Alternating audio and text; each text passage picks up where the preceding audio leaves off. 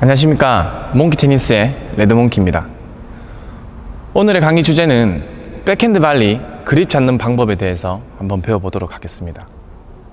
저는 이 백핸드 발리 그립을 잡을 때 포핸드 발리와 비슷한 컨티넨탈 그립으로 지도를 하고 있습니다. 대부분 동호인분들은 이 포핸드 발리와 백핸드 발리를 똑같은 그립으로 잡는다고 생각하고 계신데, 백핸드 발리는 이 힐패드 위치가 살짝 달라집니다. 그래야지만 임팩트 시 면을 좀 더 두껍게 맞출 수 있기 때문에 오늘 제가 알려드린 그립을 한번 배워보시기 바라겠습니다. 자, 그럼 백핸드 발리 그립 잡는 방법을 제대로 한번 배워볼까요? 테니스 입문 백핸드 발리 그립 잡는 방법에 대해서 알려드리도록 하겠습니다. 우선 라켓을 이렇게 왼손으로 세운 상태에서 그립 위쪽을 보시면 8개의 면이 이렇게 있습니다. 가장 하늘로 바라보고 있는 면이 1번 면, 우측 방향으로 2번, 3번, 4번, 5번, 6번, 7번, 8번 이렇게 8개의 면이 있고요. 이 백핸드 발리 그립은 포핸드 발리와 같은 컨티넨탈 그립을 잡습니다. 자, 컨티넨탈 그립을 잡기 위해선 두 번째 손가락, 검지손가락에 이 딱딱한 부위, 이 부위죠. 베이스 너클이라고 얘기를 하죠. 이 베이스 너클 부분이 2번 면, 1번, 2번 이 면입니다. 이 면과 맞닿을 수 있도록 잡아주시고요. 그리고 엄지손가락을 따라서 지금 제가 가리키는 이 부위가 힐패드 위치죠. 힐패드 위치는 1번 면입니다. 이렇게. 그런데 포핸드 발리와 백핸드 발리 그립은 좀 다르죠. 포핸드 발리에서는 제가 이 힐패드 위치가 2번 면, 베이스 너클 위치도 2번 면이라고 말씀드렸습니다. 그런데 백핸드 발리는 베이스 너클 위치는 2번 면인데 힐패드 위치는 1번 면으로 가져야 합니다. 왜 그러냐면 대부분 동호인분들은 포핸드 발리와 백핸드 발리를 똑같이 잡으시죠. 이렇게. 근데 만약에 포핸드 발리 그립을 잡은 상태에서 백핸드 발리를 치시게 되면 임팩트 면이 굉장히 얇게 나옵니다. 얇게라는 건 면이 많이 열린 상태로 임팩트가 된다는 것이죠. 그렇게 임팩트가 맞게 되면 임팩트 순간에 공을 힘있게 눌릴 수 있는 그런 임팩트 면이 잘 나오지 않습니다. 그래서 저는 이 백핸드 발리 그립을 지도할 때는 힐패드 위치가 1번 면으로 살짝 이렇게 돌아간 상태로 잡아라고 합니다. 이렇게 잡아야 임팩트 순간에 좀 더 두껍게 임팩트 면을 만들어낼 수 있어서 공을 힘있게 눌릴 수가 있는 것이죠. 자, 다시 한 번 더 설명드리자면 베이스 너클 위치는 2번 면, 여기죠. 이 위치입니다. 2번 면.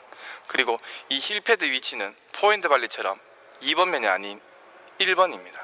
이렇게. 그러면 준비 자세를 하셨을 때 라켓 면이 한시 방향으로 바라볼 수 있습니다.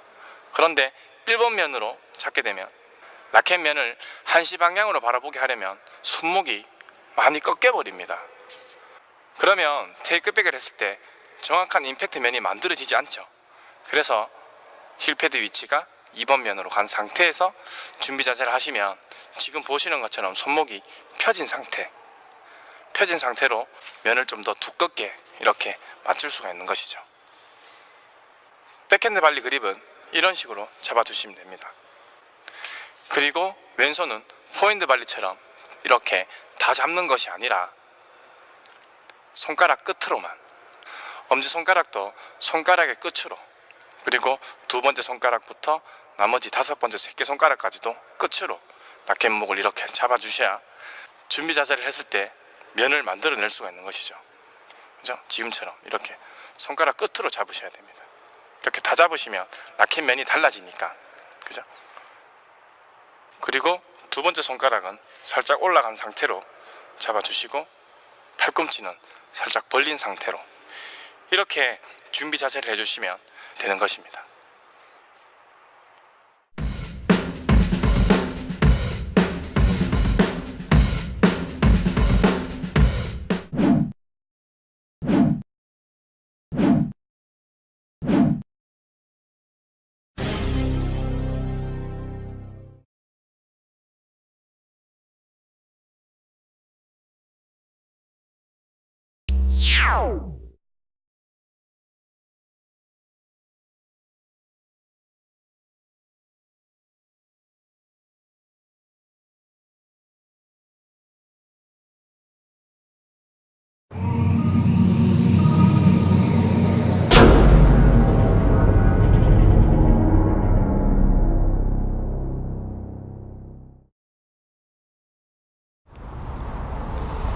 안녕하십니까, 몽키 테니스의 레드몽키입니다.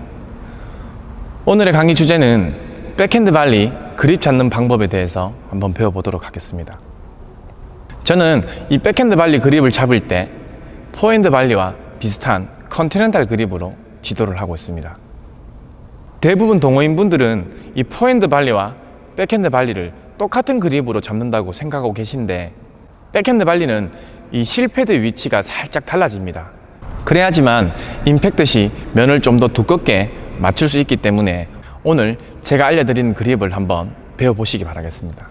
자, 그럼 백핸드 발리 그립 잡는 방법을 제대로 한번 배워볼까요?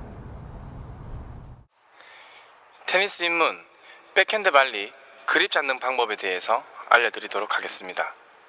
우선 라켓을 이렇게 왼손으로 세운 상태에서 그립 위쪽을 보시면 8개의 면이 이렇게 있습니다. 가장 하늘로 바라보고 있는 면이 1번 면, 우측 방향으로 2번, 3번, 4번, 5번, 6번, 7번, 8번 이렇게 8개의 면이 있고요. 이 백핸드 발리 그립은 포핸드 발리와 같은 컨티넨탈 그립을 잡습니다. 자, 컨티넨탈 그립을 잡기 위해선 두 번째 손가락, 검지손가락에 이 딱딱한 부위, 이 부위죠. 베이스 너클이라고 얘기를 하죠. 이 베이스 너클 부분이 2번 면, 1번, 2번 이 면입니다. 이 면과 맞닿을 수 있도록 잡아주시고요. 그리고 엄지손가락을 따라서 지금 제가 가리키는 이 부위가 힐패드 위치죠.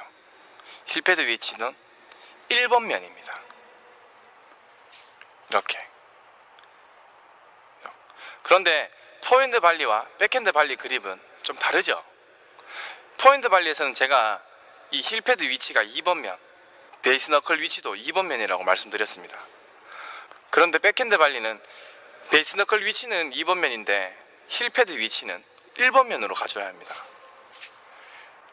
왜 그러냐면 대부분 동호인분들은 포핸드 발리와 백핸드 발리를 똑같이 잡으시죠. 이렇게. 근데 만약에 포핸드 발리 그립을 잡은 상태에서 백핸드 발리를 치시게 되면 임팩트 면이 굉장히 얇게 나옵니다. 얇게라는 건 면이 많이 열린 상태로 임팩트가 된다는 것이죠. 그렇게 힐패드 위치죠. 힐패드 위치는 1번 면입니다. 이렇게. 그런데 포핸드 발리와 백핸드 발리 그립은 좀 다르죠. 포핸드 발리에서는 제가 이 힐패드 위치가 2번 면, 베이스 너클 위치도 2번 면이라고 말씀드렸습니다. 그런데 백핸드 발리는 베이스 너클 위치는 2번 면인데 힐패드 위치는 1번 면으로 가져야 합니다. 왜 그러냐면 대부분 동호인분들은 포핸드 발리와 백핸드 발리를 똑같이 잡으시죠. 이렇게. 근데 만약에 포핸드 발리 그립을 잡은 상태에서 백핸드 발리를 치시게 되면 임팩트 면이 굉장히 얇게 나옵니다. 얇게라는 건 면이 많이 열린 상태로 임팩트가 된다는 것이죠. 그렇게 임팩트가 맞게 되면 임팩트 순간에 공을 힘있게 눌릴 수 있는 그런 임팩트 면이 잘 나오지 않습니다. 그래서 저는 이 백핸드 발리 그립을 지도할 때는 힐패드 위치가 1번 면으로 살짝 이렇게 돌아간 상태로 잡아라고 합니다. 이렇게 잡아야 임팩트 순간에 좀 더 두껍게 임팩트 면을 만들어낼 수 있어서 공을 힘있게 눌릴 수가 있는 것이죠. 자, 다시 한 번 더 설명드리자면 베이스 너클 위치는 2번 면, 여기죠. 이 위치입니다. 2번 면. 그리고 이 힐패드 위치는 포핸드 발리처럼 2번 면이 아닌 1번입니다. 이렇게. 그러면 준비 자세를 하셨을 때 라켓 면이 한시 방향으로 바라볼 수 있습니다. 그런데 1번 면으로 잡게 되면 라켓 면을 한시 방향으로 바라보게 하려면 손목이 많이 꺾여버립니다. 그러면 테이크백을 했을 때 정확한 임팩트 면이 만들어지지 않죠. 그래서 힐패드 위치가 2번 면으로 간 상태에서 준비 자세를 하시면 지금 보시는 것처럼 손목이 펴진 상태로 면을 좀 더 두껍게 이렇게 맞출 수가 있는 것이죠. 백핸드 발리 그립은 이런 식으로 잡아주시면 됩니다. 그리고 왼손은 포핸드 발리처럼 이렇게 다 잡는 것이 아니라 손가락 끝으로만, 엄지손가락도 손가락의 끝으로, 그리고 두 번째 손가락부터 나머지 5번째 새끼손가락까지도 끝으로 라켓목을 이렇게 잡아주셔야 준비 자세를 했을 때 면을 만들어낼 수가 있는 것이죠. 그죠? 지금처럼 이렇게 손가락 끝으로 잡으셔야 됩니다. 이렇게 다 잡으시면 라켓면이 달라지니까. 그죠? 그리고 두 번째 손가락은 살짝 올라간 상태로 잡아주시고 팔꿈치는 살짝 벌린 상태로 이렇게 준비 자세를 해주시면 되는 것입니다.